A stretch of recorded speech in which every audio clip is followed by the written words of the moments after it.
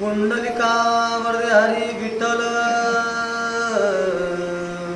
श्री गुरु ज्ञानदेव तुकाराम पंढरीनाथ भगवान की जय माऊली ज्ञानेश्वर महाराज की जय पवनपुत्र हनुमान की जय श्री गणेशाय नमः श्री सरस्वती नमः प्रभु रामचंद्राय नमः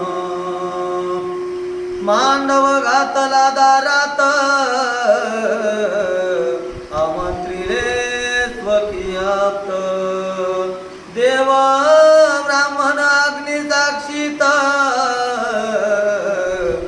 केले कन्यादान ते गौरवपुत्र गणेश कौशल्यपुत्र रघुनंदन अंजनीपुत्र हनुमंतराया यांचे चरणी साष्टांग दंडवत आणि या ठिकाणची व्यासपीठाची आदरणीय आमचे परममित्र आमचे साहेबराव महाराज त्यांच्या चरणी साष्टांग दंडवत आणि इथं आलेल्या सर्व वाचक सूचित मंडळींनाही साष्टांग दंडवत रमलेल्या स्मृती मंडळींना साष्टांग दंडवत. आता फार म्हणजे भाग्यवंता घरी भजन पूजन म्हणले महाराज तुम्ही फार भाग्यवान आहात म्हणून हा अधिक महात्मा असणार अधिक महिन्यामध्ये ह्या अधिक महात्म्याची सेवा ऐकायची संधी तुम्हाला मिळाली आणि म्हणजे खरंच साहेबरावपणासारखी माणसं असल्यामुळं तुम्हाला फार सगळं काही भगवंताची प्राप्ती झाल्यासारखं आहे महाराज हे सगळं काही म्हणजे सहज ऐकायला मिळालं म्हणून म्हणजे या ठिकाणी कथा अशा प्रकारची सुंदर चालली कारण अधिक महिना असणारा हा पुरुषोत्तम मास असणारा आणि या महिन्यामध्ये काय करावं आणि काय केल्यामुळं कोण्या विधीचं आचरण केल्यामुळं कोणतं पुण्यफल प्राप्त होतं. आता तसं तर सांगितलं महाराज 12 महिने तपश्चर्या केले किंवा कोणते जरी एखादे आपण पूजन केलं तर एकीकडे आहे आणि हा महिना एक संपूर्ण जर आपण त्या ठिकाणी पूजन केलं तर म्हणजे हे पुण्य असणारं फार अधिक महत्वदायी आहे असं सांगितलं महाराज. म्हणून या ठिकाणी चांगलं कथा सांगायला लागले ब्राह्मणा दत्ता असणारे त्यांची मुलगी असणारी त्या ठिकाणी लग्नायोग्य झाले आणि म्हणजे कोण्याही पित्याला आपल्या मुलीचं लग्न करायचं म्हणलं तर म्हणजे अति आनंद वाटतो मला आणि या जगामध्ये माय तुमच्यावर प्रेम करणारं म्हणलं तर फक्त एक पिता असतं बरं का. पित्या एवढा प्रेम ना मुलीवर कोणीच करत नाही मला सगळी कितीही नाते होते असू द्या बाप जेवढं काही मुलीवर प्रेम करतो ना महाराज तेवढं प्रेम कोणीच करत नाही. मुलीला जर काही दुःख झालं काही व्याथा झाल्या तर बापाच्या काळजामध्ये कोरल्यासारखं होतं महाराज ते पण बाप म्हणून रडून दाखवत नाही आई रडून मोकळं होते महाराज पण खरं प्रेम करणारा म्हणजे एक बाप हा व्यक्ती आहे लागला म्हणून म्हणजे या ठिकाणी सांगायला लागले आपल्या मुलीचे त्या ठिकाणी विवाह जमला लग्न सोहळा त्या ठिकाणी विधी तिथी काढल्या गेली त्या ठिकाणी पत्रिका दिल्या गेल्या आमंत्रण पोहोचलं आणि सगळे वराडी असणारे आप्त वर्ग जे काही मित्रमंडळी आहेत ह्या सर्वांना म्हणजे त्या ठिकाणी बोलावलं आणि तो असणारा आनंदाचा दिवस उजळला महाराज आणि त्या आनंदामध्ये तो पिता असणारा काय करू लागला मेधावती ती सालंकृत आर्पिली पद्मना बाप्रत पंक्ती उठविल्या ताटात ग्राम जेवण घातले. म्हणून म्हणजे महाराज हा असणारा जो काही जावई म्हणून मुलगा नेमलेला होता त्याचं नाव पद्मनाभ होतं बरं काय आणि ज्यावेळेस हा असणारा 32 लक्षणीय सिद्ध होता महाराज आणि ज्ञानवान होता गुणवान होता विद्वान होता आणि अशा मुलाला आपली कन्या अर्पण केली सगळं लग्नाची विधी पार पडलेली आहे लग्न लावलं महाराज मोठ्या आनंदानं जेवायच्या पंक्ती बसल्या सर्वांना असणारा अति आनंद वाटू लागला. सोन पावली मेधावती झाली गृह प्रवेश करीती सासरीतीचा सन्मान करीती गृहलक्ष्मी मानोनिया गृहलक्ष्मी म्हणून या म्हणाले महाराज ज्यावेळेस लग्न झालं आणि ही मेघावती असणारी कन्या आपल्या पतीबरोबर आपल्या सासरला गेले महाराज आणि ज्यावेळेस सासरमध्ये गेल्याच्या नंतर गृहप्रवेशाची विधी चाललेली आहे त्या सासरच्या लोकांना सुद्धा आनंद झाला आणि त्या लोकांनी मानलं महाराज मानायला पाहिजे स्त्री म्हणजे ही घरची लक्ष्मी आहे महाराज. पण लक्ष्मी मानायला पाहिजे, काही लोक मानत नाही. पण त्या लोकांनी सुद्धा तिला लक्ष्मीचं रूप मानलं, मोठ्या आदरानं प्रेमानं म्हणजे घरात प्रवेश केला आणि फार प्रेमानं तिला आपल्या घरामध्ये असणार पर्यंत घेऊ लागले. पती पत्नी दोघे जण गुंते एकमेकांचे मन, नांदती दोघे आनंदाने परस्परांचे संगती. म्हणून महाराज आता असणारा परपंच त्या ठिकाणी सुरू झालेले आहे आणि मोठ्या प्रेमानं पती आणि पत्नी एका मनाने त्या ठिकाणी वाहू लागले, एकमेकावर त्या ठिकाणी प्रेम करायला लागले महाराज. आणि मोठ्या आनंदानं मोठ्या प्रेमानं असणार हा संसार रूपी गाडा समोर चालू लागले. सुखानंद भोगित असता असाच काही काळ लोटीता, एका दिनी त्वावचिता पद्मनाभ जाई स्नानात. महाराज असा सुखाचे दिवस जायला वेळ लागत नाहीत महाराज, दुःखाचे दिवस फार कठीण जातात बरं काय. पण मामा सुखाचे दिवस किती निघून गेले याचा काही अंदाज लागत नाही. सुखातले दिवस सहज निघून जातात. म्हणून म्हणजे सुखाचा काळ असणारा त्या ठिकाणी निघून जायला लागला. काही दिवसाचा काळ लोटला आणि काही दिवसाच्या नंतर हा पद्मनाभ असणारा एके दिवशी म्हणले त्या नदीच्या पात्रावर स्नान करावं अशी इच्छा निर्माण झाली महाराज. आणि त्या नदीला स्नान करण्यासाठी हा पद्मनाभ असणारा त्या ठिकाणी जाऊ लागला. आणि त्याच्या आला विचार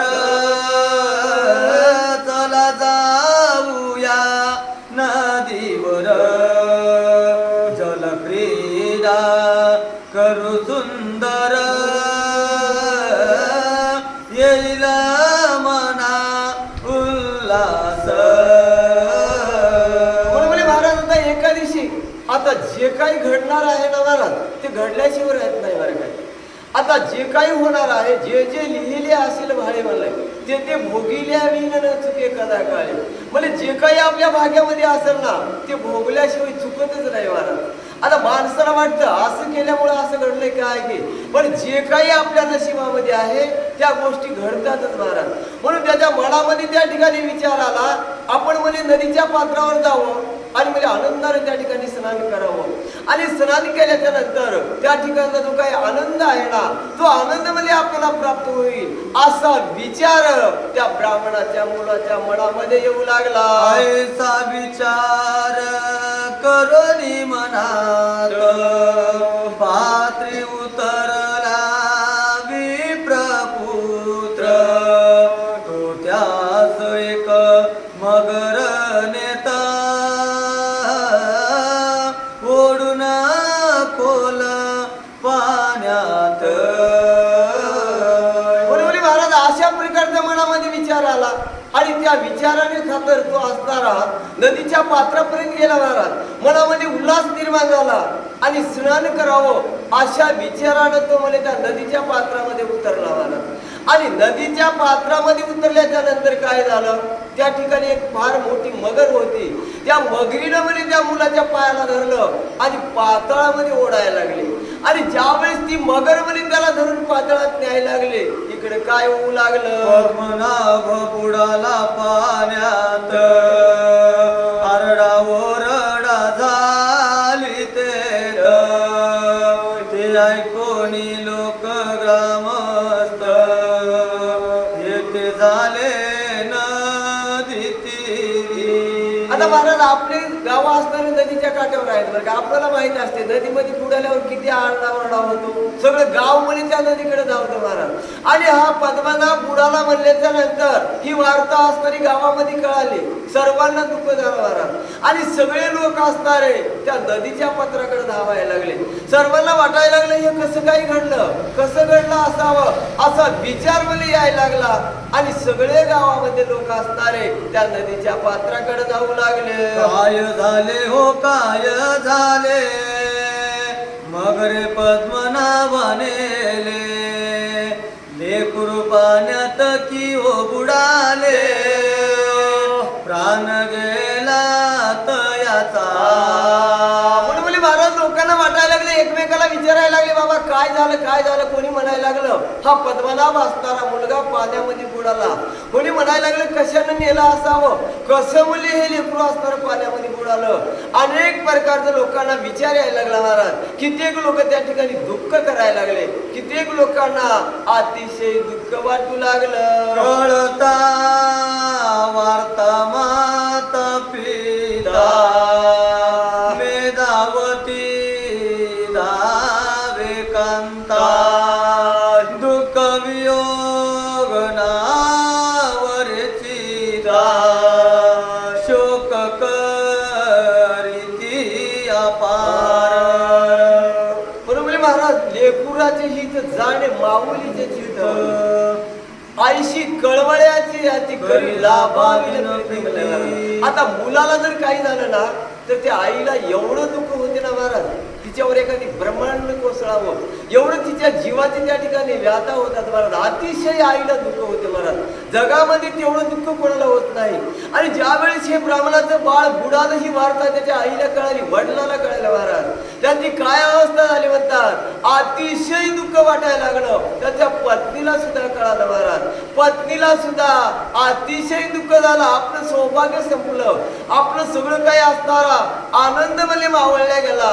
हे दुःख असणार त्या पत्नीला वाटू लागलं. कुल शर्मा अनपुषावती हे धावत आले काती. वैदव्य कुराड पडली मोठी माती मेदा वतीच्या. वैदवी रूपी असणारी कुऱ्हाड त्या मेघावतीच्या नशिबावर भाग्यावर पडली महाराज.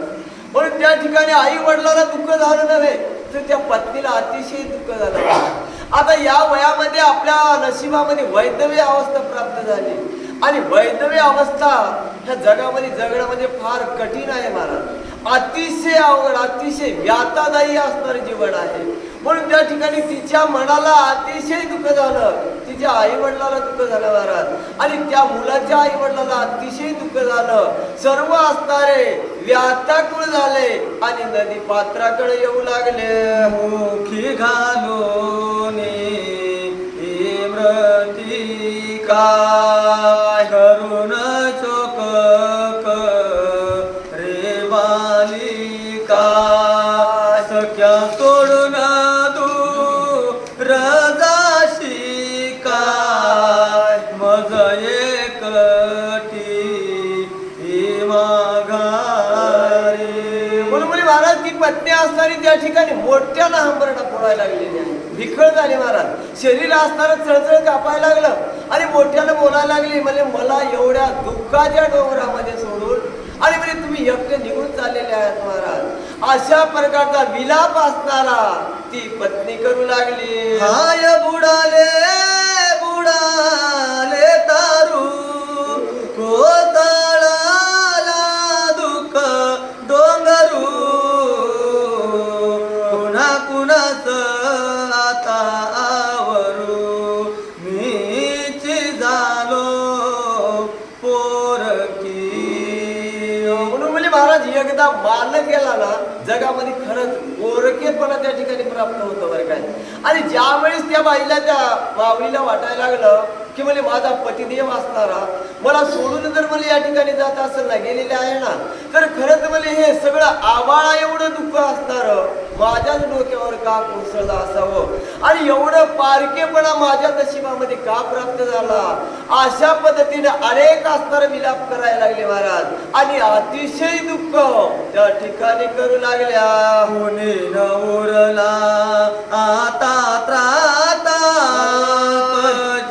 राहू पती मागुता.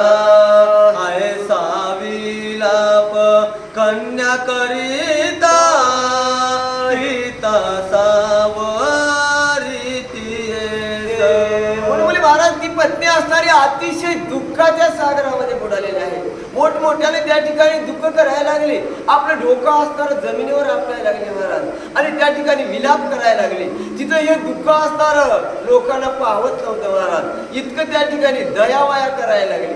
आणि हे दुःख पाहत असताना तिचा पिता असताना त्या ठिकाणी धावून आलेले आहे आणि आपल्या मुलीचं दुःख पाहिलं आणि तिला सावरायला लागले महाराज. तिला सावरून काय बोलू लागले, हाय देवा काय हे केले मी तो भाग्यतीचे शोधिले सौभाग्य ते दुर्भाग्य ठरले गेला माझा मात. मुली महाराज कोण्याही पित्याला एवढे व्याता, मुलीला जर दुःख झालं ना महाराज खरंच पित्याला एवढं दुःख होतं. कारण मुलीचा जन्मच काळजातल्या थेंबापासून होतो महाराज. म्हणून मुलीला जर व्याथा झाली ना बापाच्या काळजाला त्या ठिकाणी कापल्यासारखा व्याथा होतात महाराज. म्हणून त्या ठिकाणी तो पिता असणारा मनामध्ये विचार करायला लागला, आक्रोश करायला लागला महाराज. देवा काय म्हणजे मुलीचं सौभाग्य प्राप्त व्हावं, मुलीला काहीतरी सुखाची प्राप्ती व्हावी म्हणून मला एवढं आयुष्य मी राबलो मरमर केलं. आणि प्रत्येक पिता याचसाठी मरमर करतो महाराज की आपल्या मुलीला कुठेतरी सुख समाधानी प्राप्त झाली पाहिजे. म्हणून तो पिता बोलायला लागला, देवा काहीतरी भाग्याची प्राप्ती होईल म्हणून हे कार्य केलं. पण काय झालं, अभाग्यत्व असणारा माझ्या मुलीच्या नशिबामध्ये का दिलंस देवा, काय म्हणे माझं चुकलं भगवंता, असं तो पिता असणारा त्या ठिकाणी दुःख करू लागला. हाताले पुरे काय करावे जीवन कोणासवे जगावे वैराचे काते साधावे दुर्दैवाने नक महाराज आता ही दुर्दैवाची अवस्था असताना कोणालाही कळणार नाही बरं काय. पण ते पिता असताना मोठ्याला हंबरडा फोडायला लागला महाराज. विकळ झालेले आहे, आपलं हृदय बनवून घ्यायला लागला, तोंडामध्ये माती घालायला लागला महाराज. आणि मोठ्याने त्या ठिकाणी दुःख करून बोलायला लागला, देवा म्हणजे आता माझ्या मुलीला एवढ्या कमी वयामध्ये वैधव्य अवस्था प्राप्त झाली. अरे म्हणजे माझं काय चुकलं, एवढं दुःख म्हणजे माझ्यावरच का देवा टाकलं. आता माझ्या ह्या बाळाने काय करावं, आयुष्यभर म्हणजे हे वैधव्य अवस्था असणारे हे जीवन म्हणजे आता किती दुःखी आहे भगवंता. एवढं दुःख म्हणजे देवा माझ्याच नशिबामध्ये का दिलंस, असं तो पिता असणारा व्याता कुलीत होऊन महाराज भगवंताला बोलू लागले. मग शोकाते आवरून पिता पुत्रीचा घेऊन ग्रह्या पुल्याला फिरून दुःखी कष्टी मनाने. म्हणून महाराज आले देवाजीच्या मनात तिथे कोणाचे चालले ना. आता भगवंताच्या मनामध्ये जर आलं ना जे काही आहे ते घडतच महाराज. काही जरी केलं तरी ते घडल्याशिवाय काही चुकत नाही बरं काय. म्हणून त्या ठिकाणी त्या बापाने आपल्या मुलीला समजावलं आणि त्या मुलीला आपल्या हृदयाला धरलं महाराज.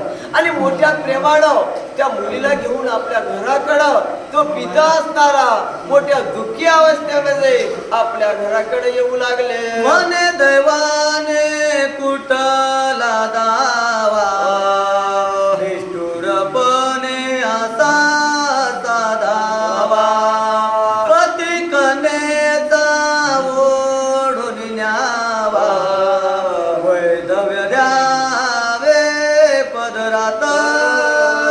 म्हणून महाराज एवढं दुःख झालं ना त्या पित्याला मोठ्याने आक्रोश करायला लागला महाराज. हंबरडा फोडलेले आहे, शरीर विकळ झालं आणि बोलायला लागला, हे देवा भगवंता एवढं म्हणजे कोण्या जन्मामधलं माझं पाप होतं म्हणून म्हणजे ते पाप आताच माझ्या नशिबामध्ये आलं. आणि म्हणजे ते बी पाप माझ्या भाग्यामध्ये जर टाकायचंच होतं ना तर म्हणजे माझं काही झालं असलं तर चालत नव्हतं देवा. पण म्हणजे माझ्या मुलीला माझा जीव प्राण असणारी माझी मुलगी आणि ह्या एवढ्या कमी वयामध्ये माझ्या मुलीच्या नशिबामध्ये वैधव्य अवस्था प्राप्त झाली. अरे माझ्या जावायला या ठिकाणी पाण्यामध्ये एखाद्या मगरीने का ओढून यावं, एवढं दुःख म्हणजे हे देवा माझ्याच नशिबामध्ये का दिलंस, अशा पद्धतीनं भगवंताला बोलू लागले. हळूहळू बोध करून पिता चित्त सुस्थिर करे म्हणा म्हणे बाळे कुणाचे कोण जो तो एकला या जगी. आता एवढंही दुःख झालं महाराज, पण घरच्या करत्या माणसाला दुःखाला धीर द्यावं लागतं बघा. धैर्य त्या ठिकाणी दाखवावंच लागतं. म्हणून त्या ठिकाणी त्या वडिलांनी आपलं दुःख आवरलं आणि आपल्या मुलीला त्या ठिकाणी स्थवण द्यायला लागले बरं काय. बाई म्हणजे आता जगामध्ये कसं एकटं यावं लागतं, एकटंच जावं लागतं बरं का. आणि जगामधलं हे मृत्यू म्हणजे एक सत्य आहे महाराज. जन्माला आला म्हणजे तो मरणार म्हणजे मरणार आणि त्याला एकटंच जावं लागतं महाराज. आता हे तर सत्यच आहे. म्हणून आता किती जरी दुःख झालं तरी आता त्याच्या पाठीमागे जर आपण रडत बसलो तर म्हणजे काय तो येणार नाही. म्हणून त्या मुलीची असणाऱ्या कन्याची समजूत घालायला लागले आणि समोर काय करतात. कोण कुणाचे माता पिता कोण कुणाची कन्या कांता कोण बंधू अन भगिनी आता कोणी नाही कुणाचे. म्हणून म्हणजे महाराज त्या ठिकाणी सांगायला लागले की म्हणजे कोणीच कोणाचं नाही बरं काय. कारण आपल्या हातामध्येच काही नाही. ठेविले आनंद तळशीची राहावे तुझ्यावे समाधान. म्हणून म्हणजे जसं काही देवानं ठेवलं ना तसं म्हणजे आपण राहावं महाराज आणि मनामध्ये आनंद मानला पाहिजे. आणि त्या ठिकाणी तो पिता असताना सांगायला लागला की म्हणजे या जगामध्ये एकटं यावं लागतं, एकटंच जावं लागतं महाराज. कोणीच कोणाचं नाही, कारण आपल्या हातामध्येच काही नाही. म्हणून या ठिकाणी आपलं काहीच चालत नाही बरं काय. अशा पद्धतीनं मुलीचं दुःख स्तवन करण्याचा प्रयत्न त्या ठिकाणी करू लागले. योग मिलन येणे झाले हरे सर्व ते प्रारब्धाने सुख दुःख ही ते भाग्याने ते वाट्याला. म्हणून बोले महाराज भोगत न घडे प्रारब्ध वाचवले म्हणले.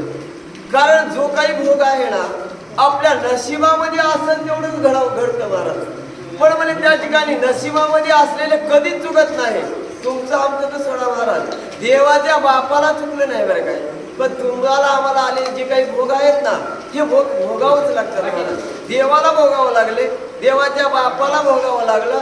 म्हणून आपल्या प्रारब्धामध्ये जे काय आहे ना हे आपल्याला भोगावंच लागतं. म्हणून त्या न्यायाप्रमाणे आलेल्या दुःखाला त्याने म्हणजे त्या ठिकाणी सामोरं जावं असं धैर्य दाखवलं महाराज.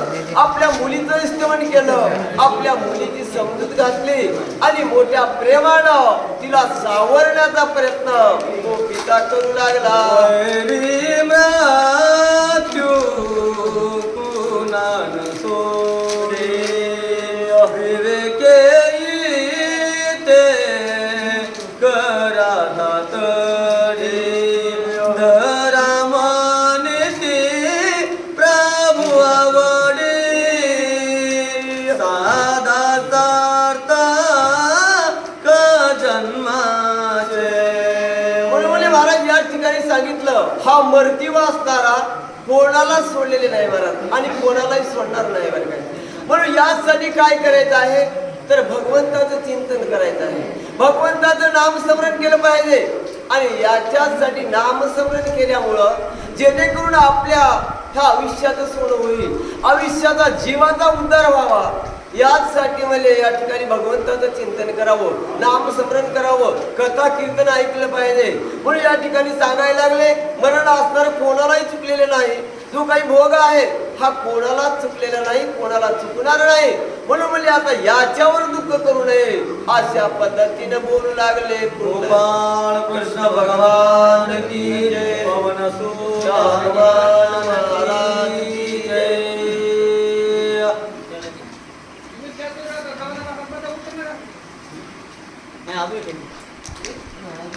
अजून एक कार्यक्रम आहे.